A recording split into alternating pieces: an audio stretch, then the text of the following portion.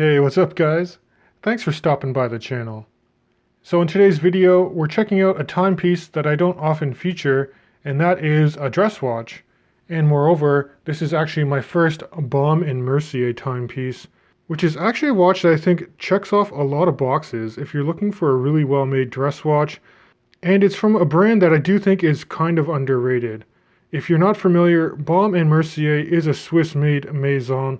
They do have a lot of pedigree, and they actually now fall under the Wristshot umbrella of Swiss watches, which typically means, and I'm not trying to take a jab at Richemont, but you can get a pretty good discount on these watches.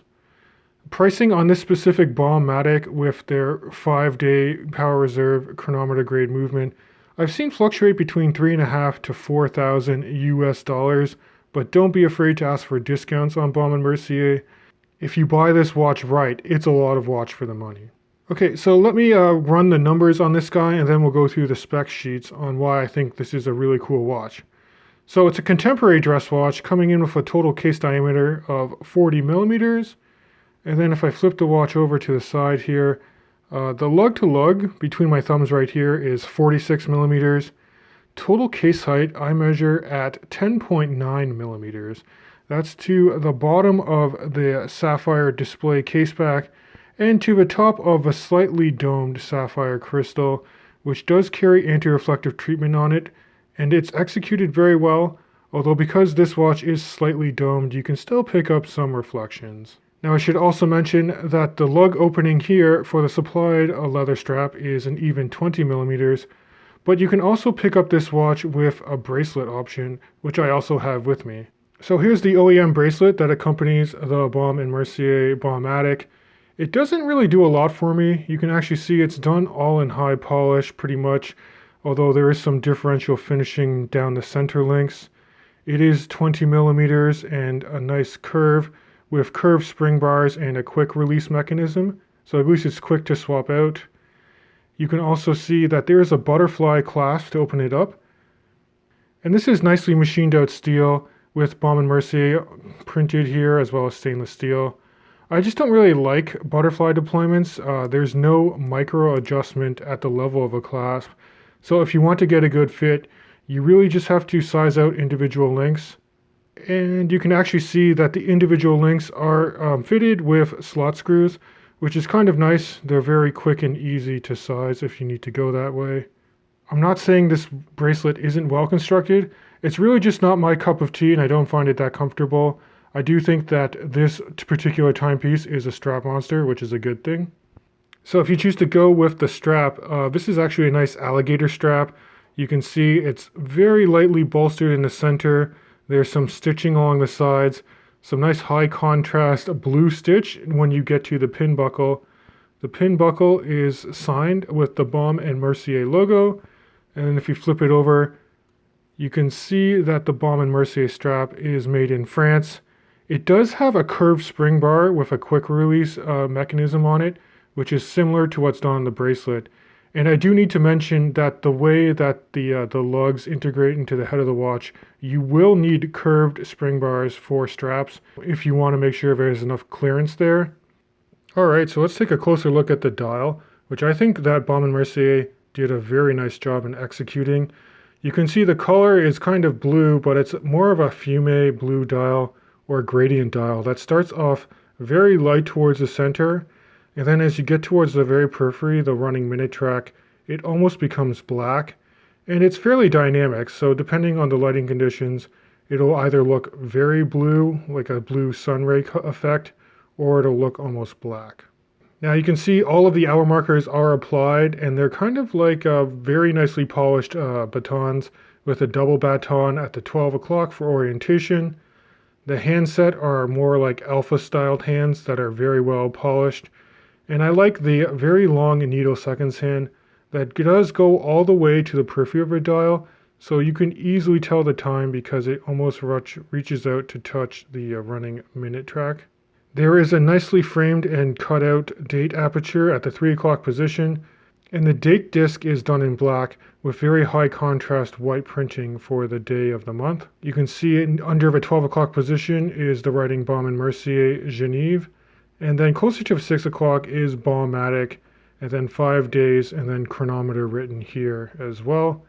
Now there is no lume on this watch, so zero light legibility is going to be poor, but the applied and polished markers do grab the light quite well, even in low lit situations. The crown is nicely sized. You can actually see, flipping to the side, that it's deeply signed with the Baume Mercier logo. Now it's not a screw down crown, it's a push-pull crown, so in the neutral position here you can just manually wind the in-house caliber BM12-1975A, and it functions a lot like a ETA-based movement, where if you pull it out one position, you have a quick date set function, and then if you pull it out to its second position, you can actually hack the movement, so stopping the seconds hand, and then you can quickly set your time to any reference that you want. And then flipping the watch over, you can actually get a closer look at this in-house movement, which I think is probably one of the main selling points for this watch. This movement is finished extremely well. Even at the level of the base plate, at the very periphery of the case, you can see some nice snailing that's done. And then as you get closer to the center bridges where the winding mass is, there is a ton of prolage. And there's also some Geneva striping on the rotor weight itself, which is nicely hollowed out, and it does say Baume Mercier 5-day power reserve there. If you look at the balance wheel, it's done with a free sprung architecture, so this watch is very shock resistant. There's also a silicone escape lever and wheel that makes this watch anti-magnetic to 1500 Gauss, which is quite impressive. And you can see it's a 21 joule movement with 120 hours of power reserve, and it is regulated to a chronometer grade, although on my time grapher, this watch sits at the top of the tolerances for a chronometer. It's usually about +6 to +7 seconds per day. Now you can also see the case back is screwed down using some slot screws there, and then there is some other information on the watch indicating that this is a fully stainless steel watch, and it is water resistant to 50 meters. Alright, so here's a quick wrist shot, just so you can see how this Baume Mercier Baumatic sits on my 7.5-inch wrist. That is 19 centimeters if you're using the metric system. And I like that it's very low in profile. I do think that the case curves and hugs your wrist quite well. This watch is also extremely light. I measured this watch at about 58 grams when it's on the strap configuration. Of course, you will add some wrist presence and heft if you choose to go with the bracelet option. Alright, so just some closing thoughts before I wrap up this video. I'm really impressed with the quality of this watch from Baume Mercier, and I do really think it's an underrated brand, which is kind of a good thing because if you buy this watch right, you're getting a ton of value for money. Now, if there were certain things they could slightly improve, I would really update their bracelet. I think it is kind of trashy, and you should probably just go with the strap option. I do hope that they can update the lug profile so you don't need curved spring bars, and maybe provide drilled lugs so it's easier to swap out for different strap options. And lastly, it would be really nice if they made this crown screw down and up the water resistance to about 100 meters. But of course, this is meant to be more of a dress watch, so 50 meters is actually greater than what the industry standard is. But to me, I'm very rough with my watches a lot of times, so it would be nice just to make this a little bit more robust in future iterations. But as always, guys, I love to see your feedback in the comment section of this video. Let me know your thoughts on Baume Mercier as a whole, and what you think of this Baumatic with their in-house 5-day power reserve. If you enjoy this content, please consider subscribing to my YouTube channel. It does help me out a ton. And as always, I can't wait to catch you guys in the next video.